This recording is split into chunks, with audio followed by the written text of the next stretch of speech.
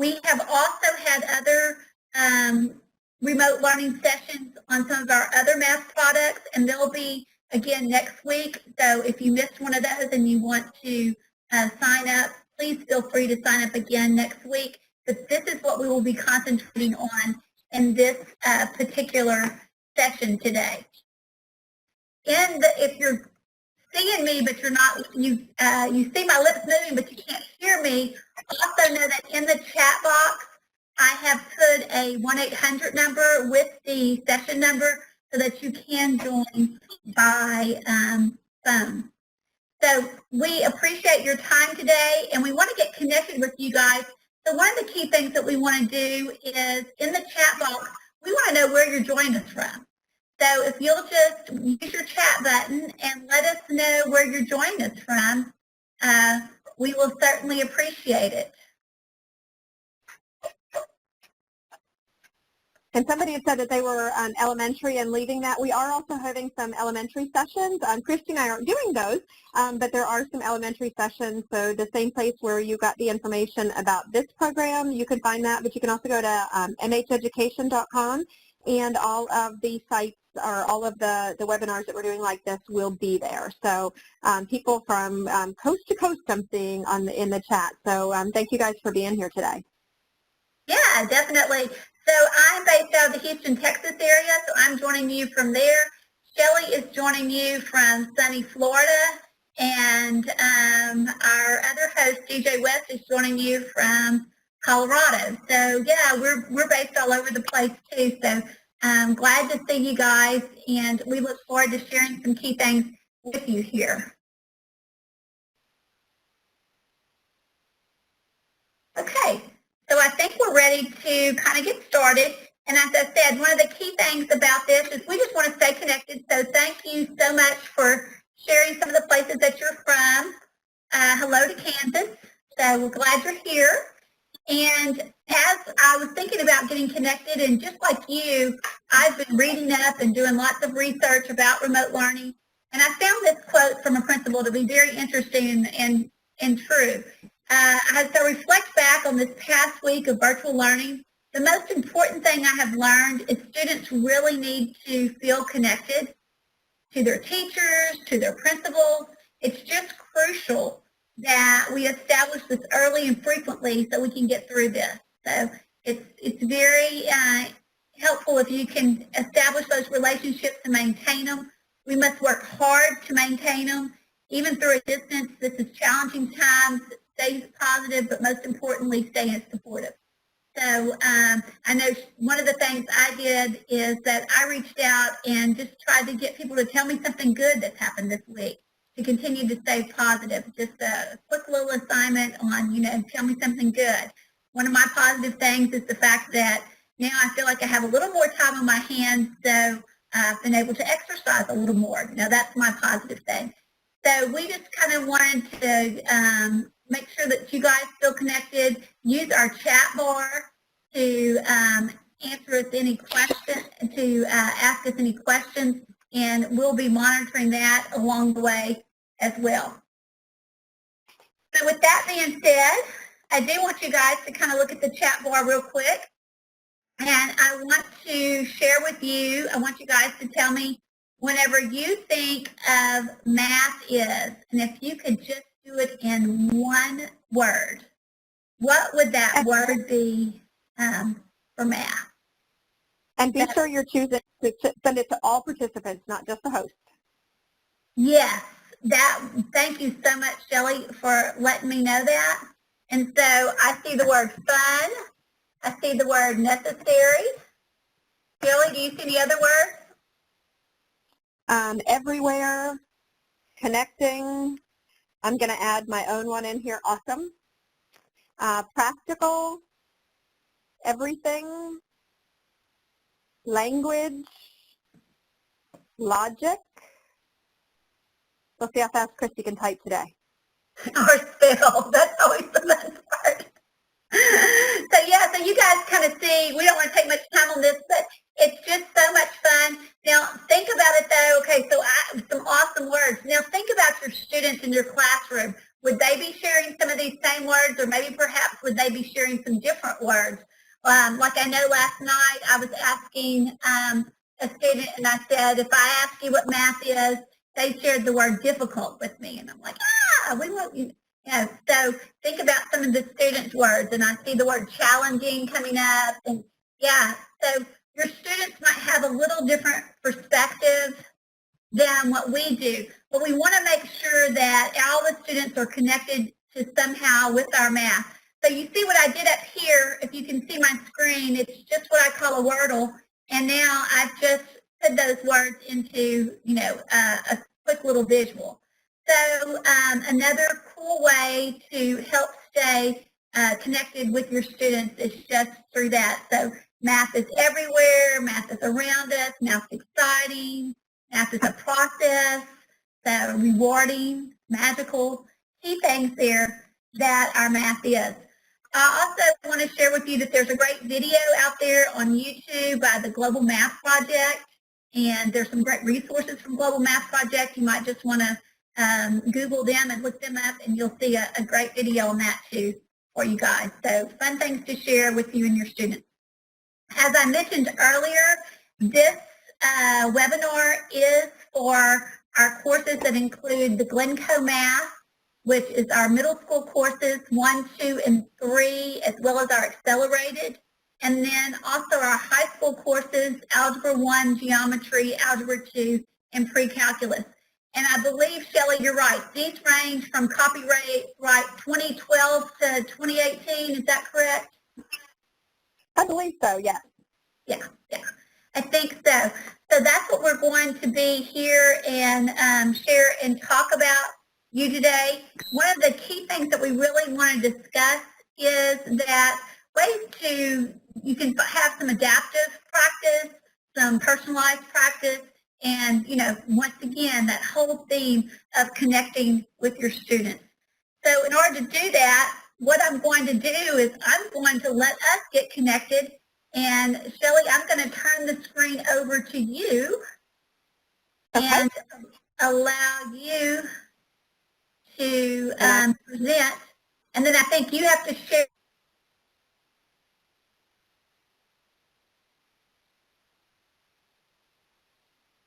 I lost the audio of that, Christy.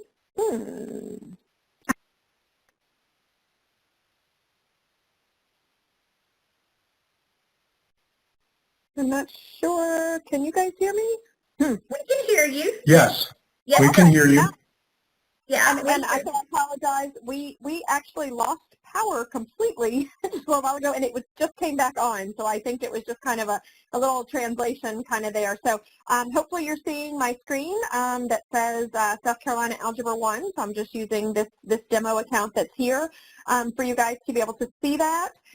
So what I want to say is there are a lot of resources with the programs that you can use in this interesting kind of day-to-day, what they call our new normal situation for distance learning with your students. And so sometimes we, as teachers, we kind of get in our pattern. We use this and this and this, and then something changes, and we don't know what we have that could possibly be there to help us out. So I'm going to show you a couple of resources that if I was in the classroom, which I was a high school math teacher in Pinellas County, Florida, and then I was a middle school math and science coach. So when all this happened, I said, well, if I was in the classroom, what would I be doing? What would I create? Hey, Shelley? So, yeah. One favor, you have a box covering like your hamburger menu over in the top right, so if you could drag that. There you go. Thank you. Thank you. What I want you to know is I created just a quick little user guide, and we will send this or somehow make these available to you. So it just kind of is an overview of what I'm about to show you. So, but the key is you don't necessarily have to use all of these. It's just about making it so that you are aware of what is here available for you to use in this distance learning. So the first thing that I want to start with is up in this upper left-hand corner, where it does say menu.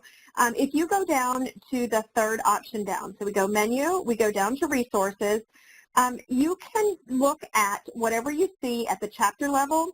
So you choose whichever chapter you're looking at, you choose your chapter overview, and all of the resources over here are things that support the teaching of the entire chapter. If you choose any particular lesson that happens to fall in that place, then you're going to see the resources that support the teaching of that particular lesson. And I'm going to change this from results per page from 12 down to 48, just so that we get a big picture and you can see all of the resources that you have available to use. And remember, I'm saying available. So a couple of the things that I was thinking might be helpful for your students right now is the fact that we do have, for every single example in the student edition, there is what's called a personal tutor. And a personal tutor is teachers walking students step by step through an example that is similar to the one that's inside their book. It's not the same exact example. And these do have audio that goes along with them. I have it kind of muted out so that you guys can still hear me. But Mrs. Workman here, she's going to walk them through exactly how to do this. What I want you to know to support your students is that not only is this one in English for your students, but if you have students whose native language is Spanish and they wanted to hear that same exact presentation, except for this time get it in Spanish, they would actually be able to look on that Spanish one. So your students have access to this that they can get to. But let's say that you wanted to make this an assignment that you want them to do. You can actually click the little gear. So any of our resources, you'll be able to click the little gear that's there, and you can assign it directly through our program. So if I were to click assign this resource and I wanted them to watch this, this is my homework. Ooh, got to spell it right. Homework for 423. So if you just needed your kids to be able to see that homework, we can type whatever directions. You can choose whatever students you want to assign that to. You click assign, and oops, I didn't click any students down here. I'm going to click it, save it to all of my students. I click assign, and then that will actually show up on their to-do list. Now, if you have more than one class of students, you can just click make new assignment, and all of that same detail stays. You just go up here in the upper left-hand corner and you choose, or upper right-hand corner, excuse me, and you choose the next class that you want to make that assignment to. So you can just create it once, and you can actually go up here in this upper right-hand corner and just assign it to any of your classes. Now, if your classes aren't set up, that would be a little bit of a different training that you would need to do, but I do also want you to know that underneath menu, if you look down underneath professional development, there are some resources that show you exactly how to set up classes and those types of things. So I just wanted to let you know that that piece is there. Now, if I make this go ahead. Oh, that's, and Shelley, I thought, and whenever I think about it, you know, I mean, I know that there's a lot of parents out there struggling to help their students. So these personal tutors are just an awesome resource for the parents as well as the students. Absolutely. And somebody just, I'm glad that you noticed, Cynthia, that you can send it to Google Classroom as well. And so that's one of the new things. So if you haven't been in ConnectEd for a while, if you click right here underneath this, you can share with your Google Classroom. So the key with that is if you share it to your Google Classroom, and I don't have I've got my classroom, I don't have any classes set up in there, but what I want you to know is this. Your students still need to be logged into their ConnectEd account. So they need to be that's what authenticates them, that's what allows it to open. So if you assign this to Google Classroom and your students send you a message and say, when I clicked on it, it's asking me to log in, that just means that they had not done that initial step. So that's really important, especially for those of you who are in our single sign-on districts where your kids go in through the district portal first. You need to make sure that they know they have to log into that district portal first, just leave ConnectEd running in the background, and then they will be able to click onto the gear, or they'll be able to click into their Google Classroom, and it will authenticate them all the way through to that resource. So that's one really key point for you to keep in mind. The other thing that I want you to know is that you have a variety of worksheets that you could assign to your students. So I'm in the Algebra 1, but this doesn't matter whether you're in Algebra 1 or whether you're in one of our middle school programs.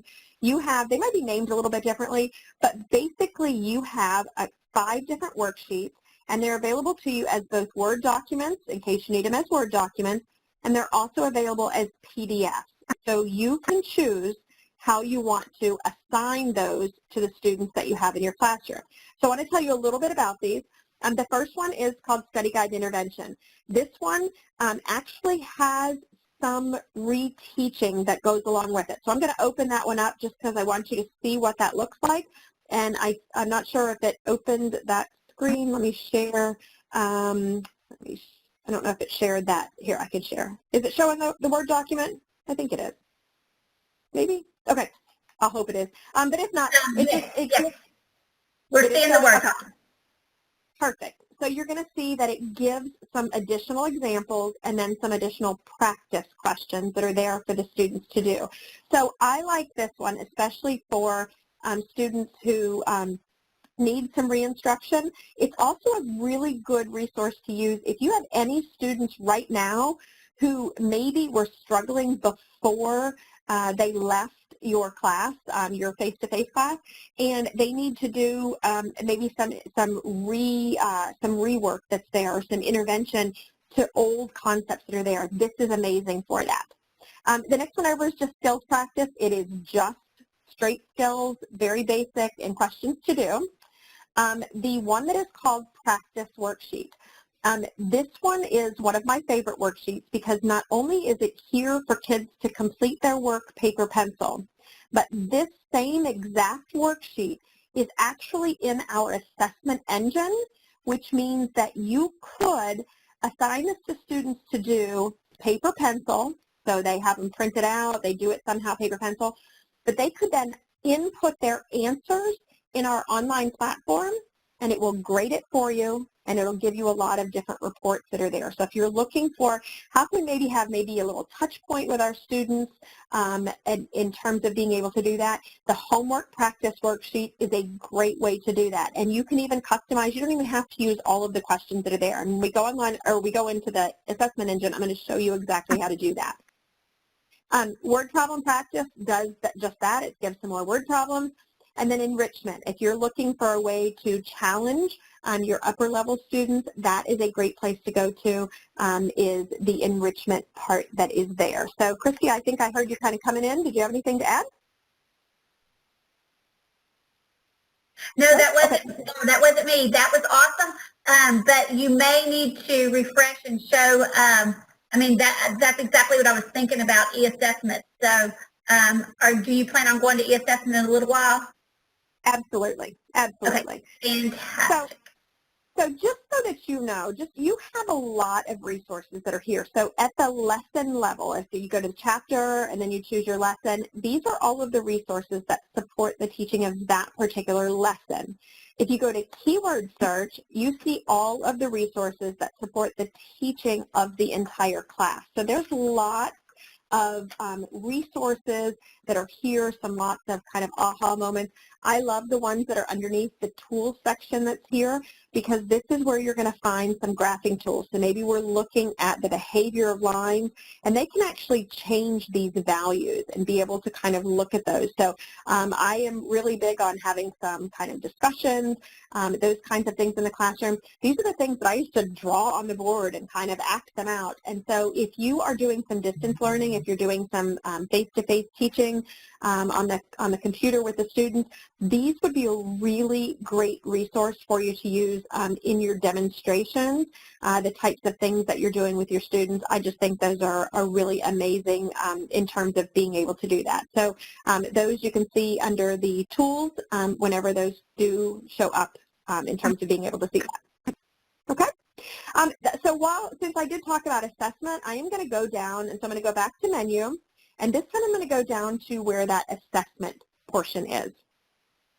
With the assessment engine that is built into here, you can click on any one of these chapters and you can see all of the pre-made assessments. So if you just need something quick that's a Word document or that's a PDF document, you have those resources are right here for you to be able to use. But the biggest power comes in our e-assessment engine. And inside e-assessment itself, you'll just go in, and so I can see all of them here. There is a how-to guide. So if you've never played an e-assessment before, you might want to look at the how-to guide.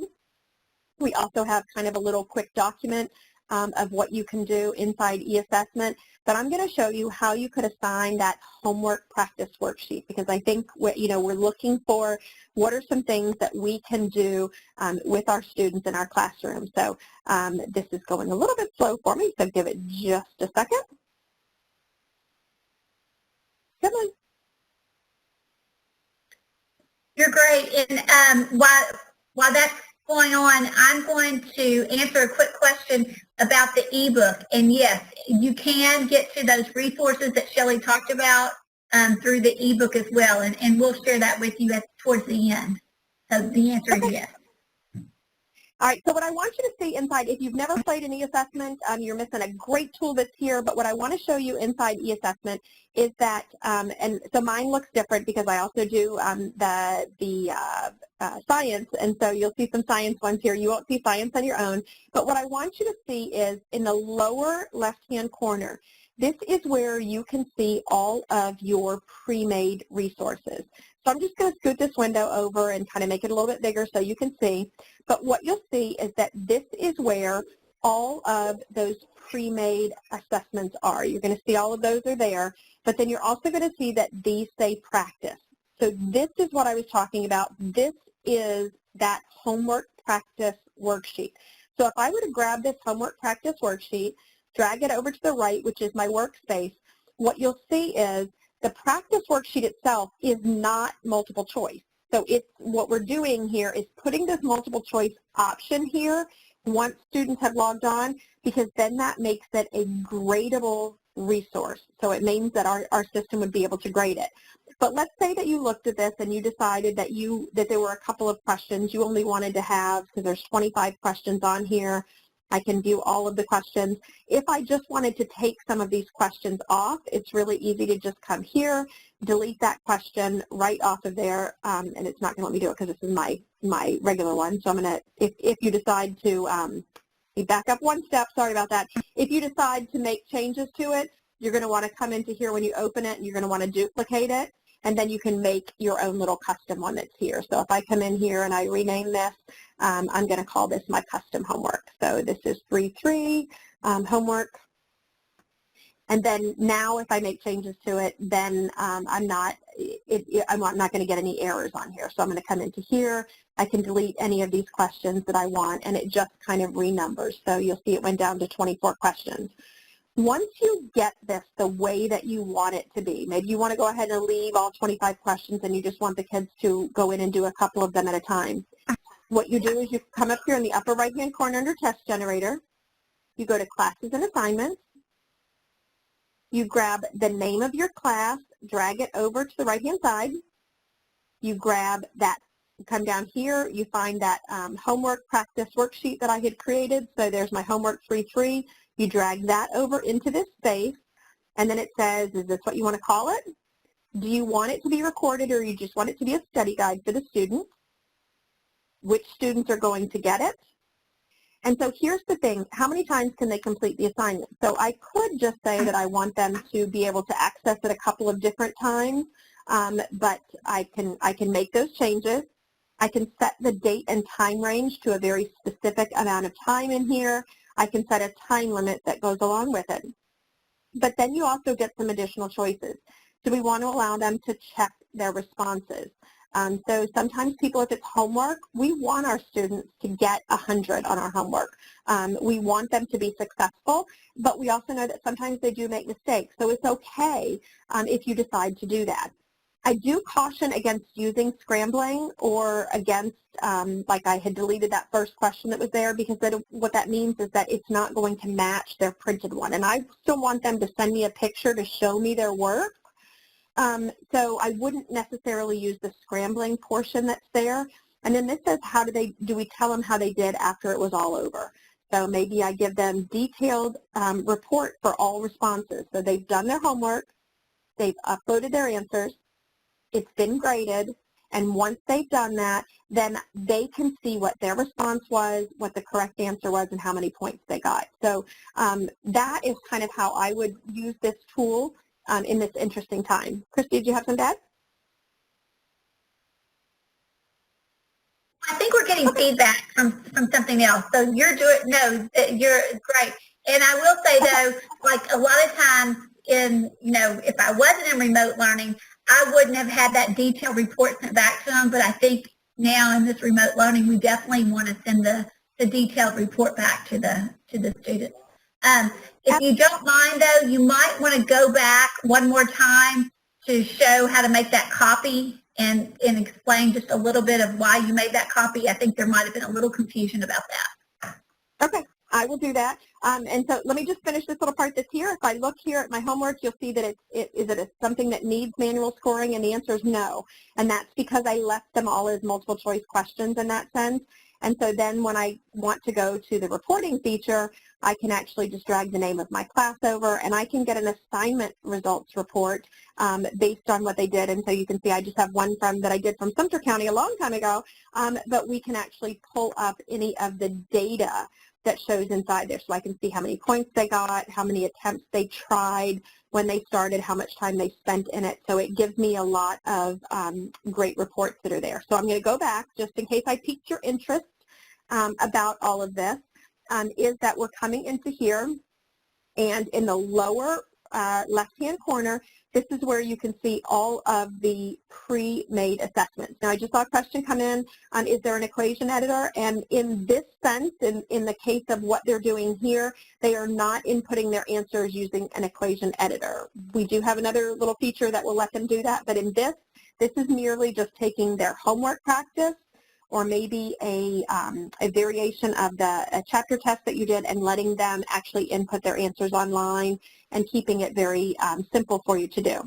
But once you see something that you want to use, you come down and if you right-click on it, you get these options where you can duplicate it, you can rename it. You always want to duplicate it. So imagine just like in the old days when we used to take our copy and we'd put it on the copy machine and we'd make a couple of copies and we do a lot of cutting and pasting.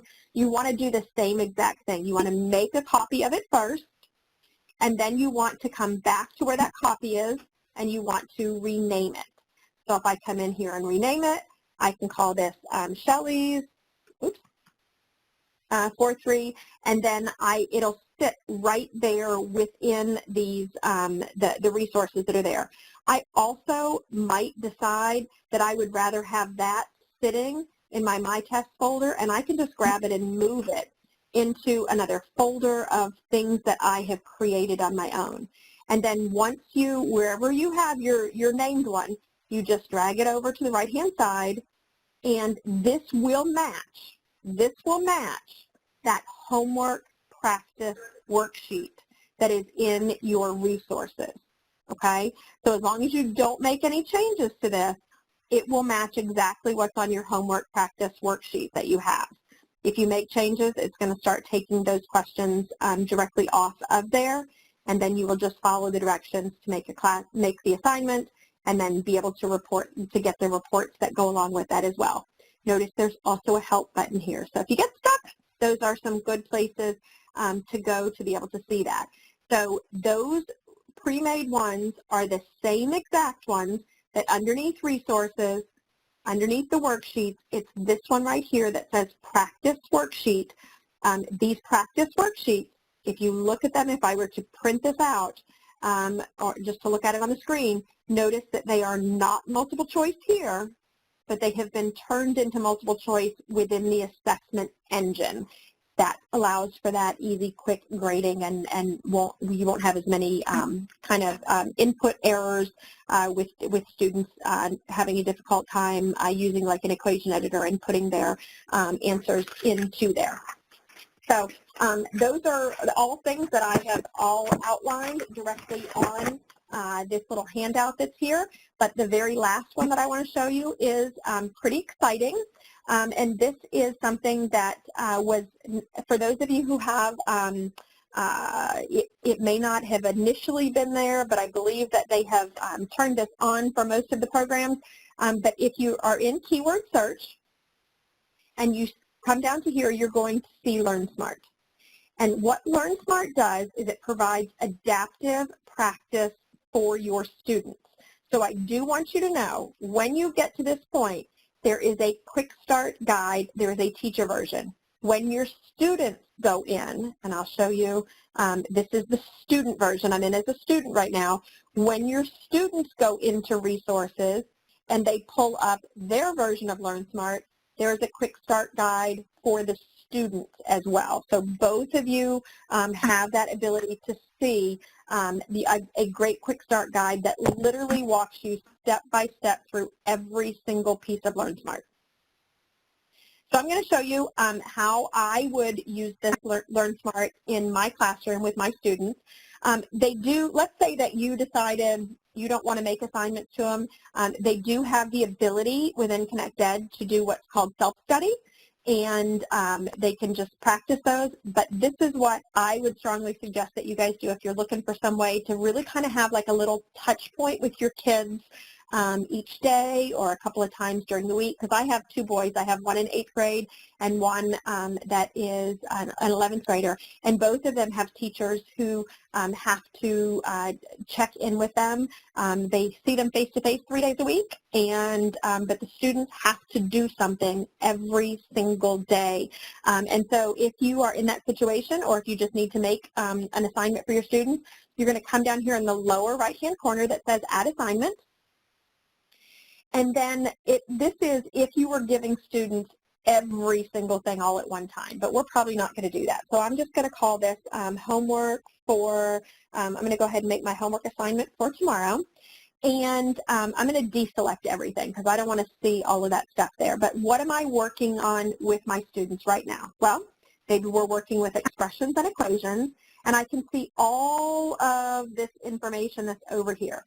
So I don't want to assign all of that to my students. So I'm going to come down here and I'm just going to stick with this part that's up here because, like I said, I want to do a little mini kind of assignment for them. So I'm just going to do some questions on adding and subtracting polynomials. That's all I want to do. And so my assignment, I want them, it's my homework for, I'm going to be that teacher that gets homework on Friday. And it's going to be due, we'll turn it in, probably not going to give them quite that long to be able to do it. Let's go to Tuesday, and I can set the time parameters that are there, and then I click Assign. And, oops, I put a slash in there, so now I click Assign. And so you can see that that is where their homework, and they're going to see that. What does it look like on the student side? Let me go back over to the student version that's here. And the students can actually come in, and they go into LearnSmart. And when they are in LearnSmart, they will see whatever their assignments are that they need to do inside here. So this is that homework assignment that I just made to the students. So the students go in. It's not available until tomorrow, so I have the one that was available for today. So it just kind of gives them some study tips that are inside here so they can use Recharge. So what I want you to know about this piece is that this is not like one-to-one. It doesn't go directly to a particular lesson. It's more topic-based. And the intent of this is to give kids adaptive practice all the way throughout the year that focuses on what they need to focus on most so that they will be successful on an end-of-course assessment. That's what this is. I call it honest flashcards most of the time because this is like you took all of the best questions for them, you put them on a card, and the kids were looking at them going, I know this one, I don't know this one. I know this one, I don't know that one. This just keeps them honest, and so they go into their assignment. And I saw a question come up. I will come back and show you exactly how your students see this, but here's my study schedule. I'm going to click Continue, and so here is my homework. It just walks them all the way through. Now, this coach is popping up, and she's going to give them a little bit of information. She just talks to them and says, this is about focusing on what you need to know, what you personally need to work on. So here, my teacher has assigned arithmetic operations on polynomials, and then students get a choice. Do they want to choose a learning mission, or do they want to just let the system guide them? I would suggest, if you notice, that was one topic. If they do all of the questions in that topic, it would take them about an hour to do it. Now, they can break that hour up in chunks, so you might choose that you're just going to make one assignment for the week and they have the whole entire week to do it. If you're doing touch point lessons, you might want to just tell the kids to focus on their own self-awareness and do a 20-minute touch point.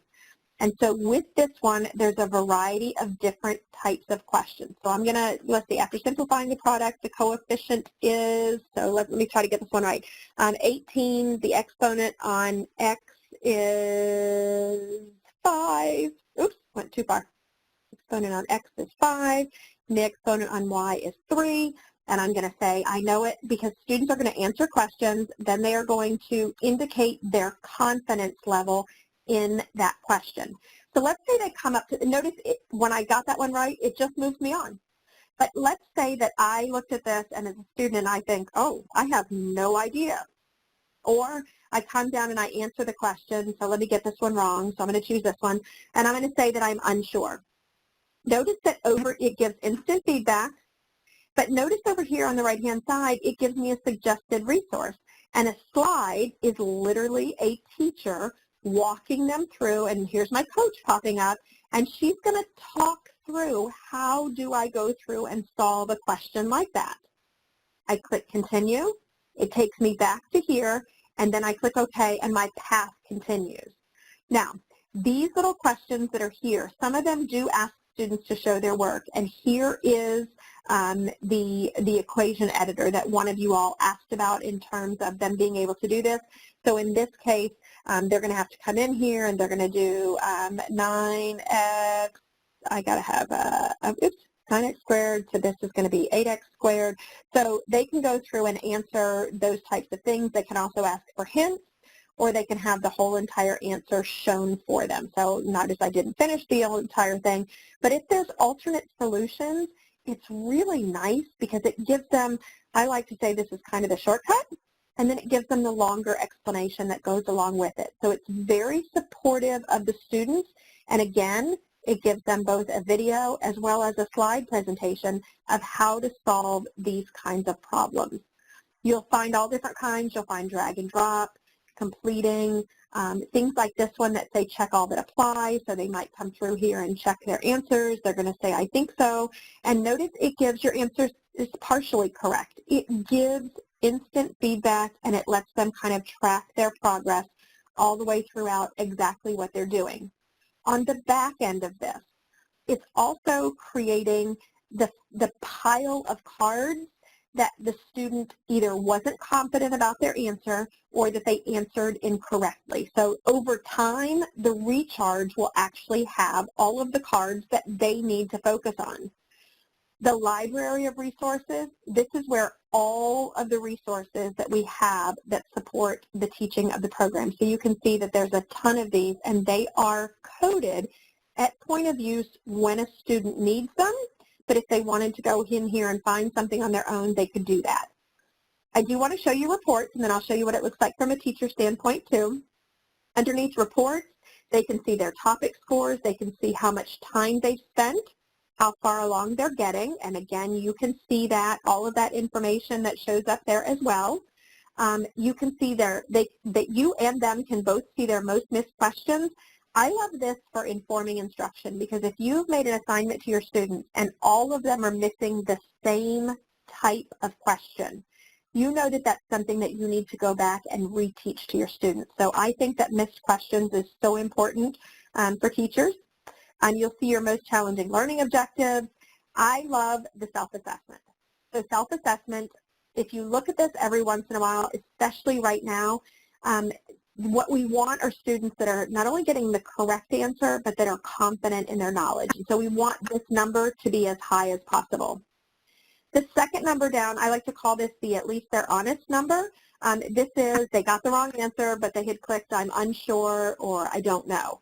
That's where this number grows. This number right here, these were the students that were nearest and dearest to my heart when I was teaching. These were the students who are panicking right now because they are used to coming to you and saying, did I get this right? Did I get this right? And then leaving, did I get this one right? And so what this does is it's going to help build the confidence for the students, because if they're getting the right answer but clicking I'm unsure or I don't know, this number would tell them, hey, you are doing a great job, just hit I know it or I think so each time and build up that confidence for the students. And then this one is unaware that you didn't know the answer. These are ones that are making a lot more work for themselves in recharge because they're getting the wrong answer and they're clicking I know it. And so you get all of this, so that we're looking at the student, but you will see all of this for your whole class as well. Another thing I love for the students is this tree of knowledge. All of your students will all start off as this little tiny small sapling down here at the very bottom of the screen.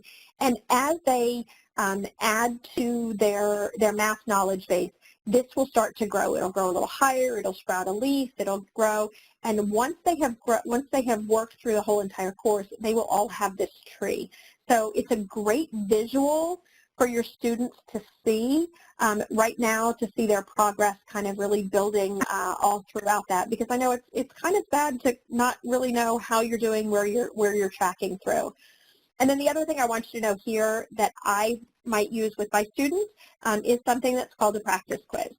So with this practice quiz, let's say that I wanted to do a little practice quiz on linear and exponential relationships, and notice it says that there are 500 questions in that selection. So there are a ton of questions that your students could actually be given a quiz on. Tons of questions that they could actually be practicing. The key to remember here when the kids do a practice quiz, this is not a quiz that you have created. This is not a quiz that you control the questions on. This is a quiz over all of those topics that are there, and a student could do, say, give me 10 questions, and these are things that the student themselves needs to come in and work on. So even if it's got something where they're graphing in terms of this, they actually have that ability to go through and do that all the way throughout. So it focuses on what a student needs most for them personally. So it's a great resource for being able to do that for your students.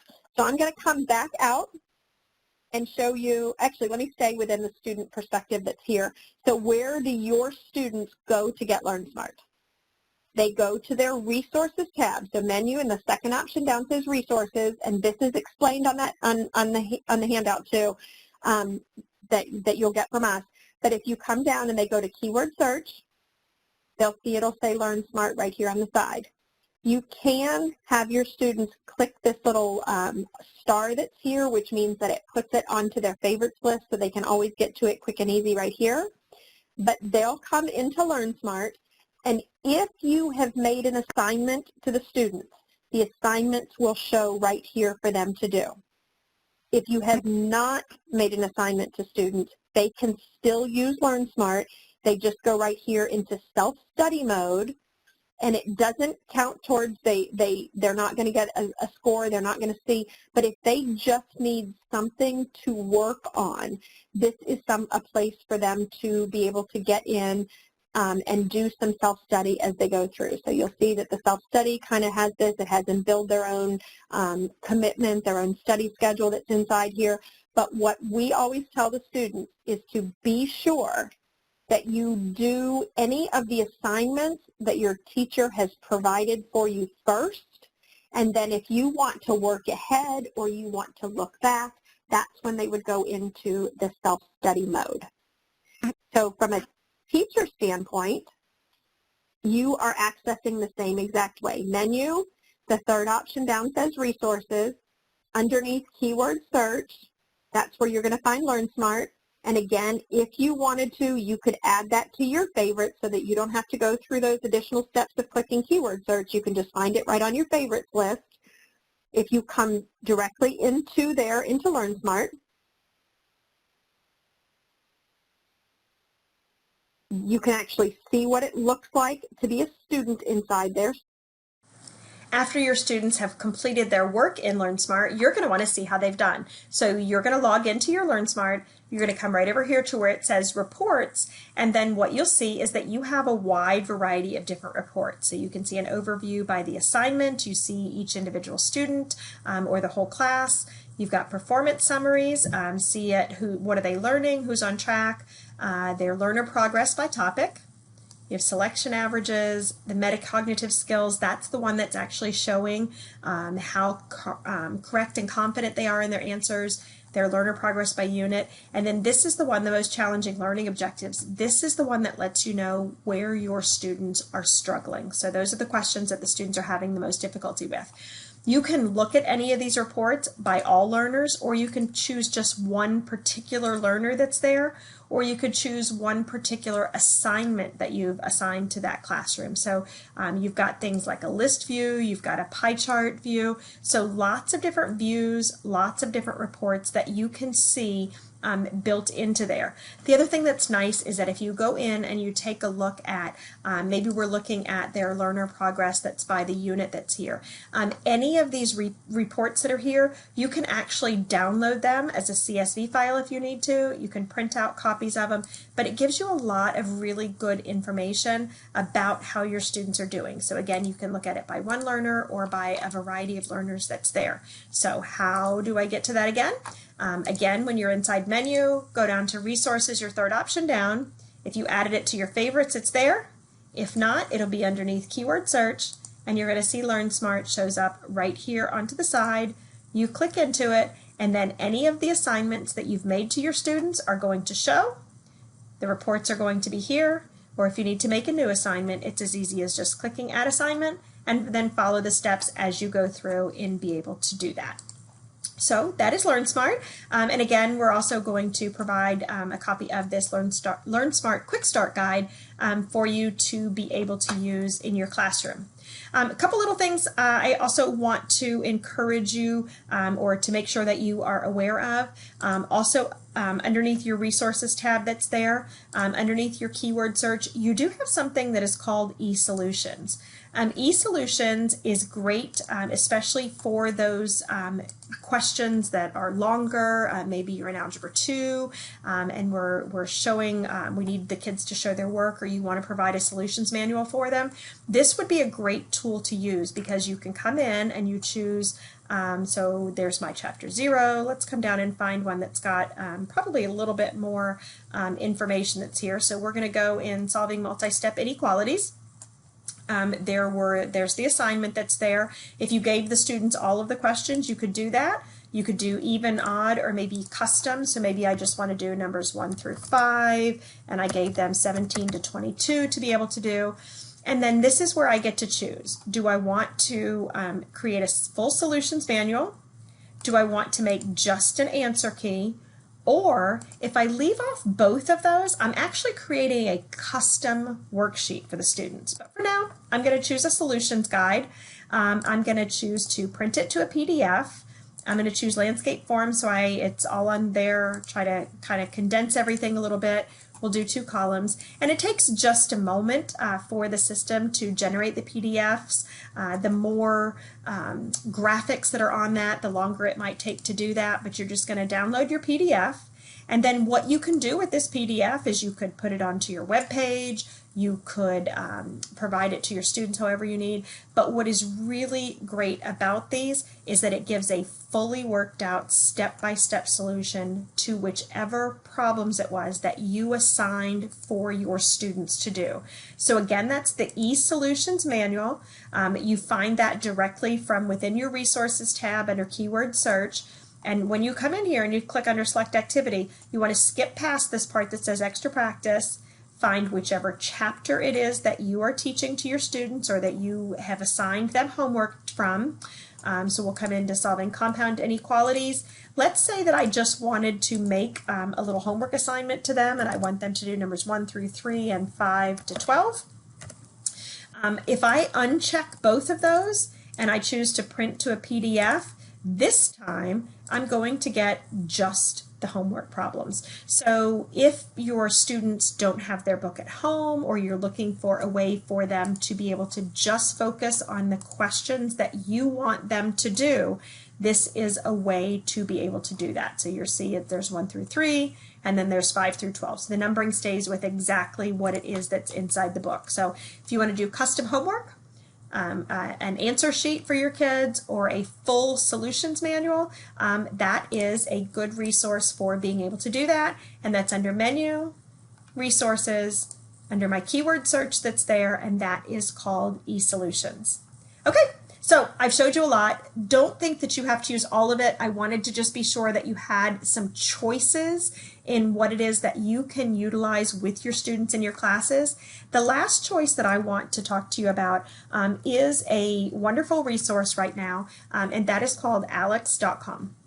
So Alex is something that several districts pay for, but in light of what is happening in the world right now, we are actually making this accessible to all of our students. And so you're going to go in, and if you go to alex.com, ALEKS.com, and you go down here in this lower right-hand corner, it's going to give you a special access. Now, it's special because it's going to give 2 months of complimentary access for your students.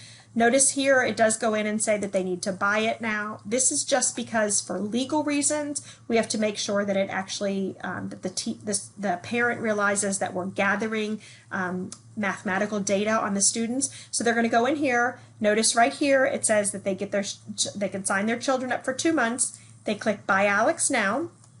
And then they're just going to create a new account. So I'm just going to make up one inside here. So I'll make up one that is as if I was the student. Then we're going to come down. We're going to choose K-12. We'll choose whichever level it is, and we'll choose whatever class. This one is super cool because if you have high school students who need to study for the ACT and the SAT, they can click right here under Choose This. And notice that there's lots of courses inside here, but they can come down and they can choose Mastery of ACT Math or Mastery of SAT Math. They've got those right there. Or if you have students that you are worried about them going into Algebra 1, they're 8th graders, they're going into Algebra 1, or they're 7th graders going to Algebra 1, notice that there's one here that's called High School Preparation for Algebra 1. Now you're not limited. That's just going to be what's the starting point. So notice it asks for the 2-month special that's there. We're going to add that to the cart. Not gathering, not charging the parents any money. And then they come right down here and they're going to check out. Now this is where some people have panicked a little bit because as we come down and we answer this, parents can get emailed progress reports as they go through. You can just click Other and you got this information from a webinar.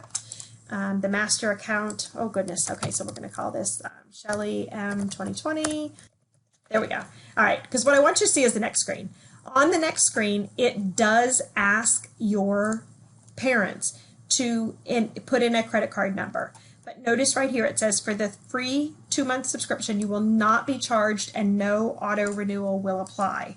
It is only protecting us because of children's online privacy protection rules. So we still have to follow the national guidelines. So that is the only reason why we're asking for a credit card in this sense, but please let your parents know that we are not going to collect any data from them.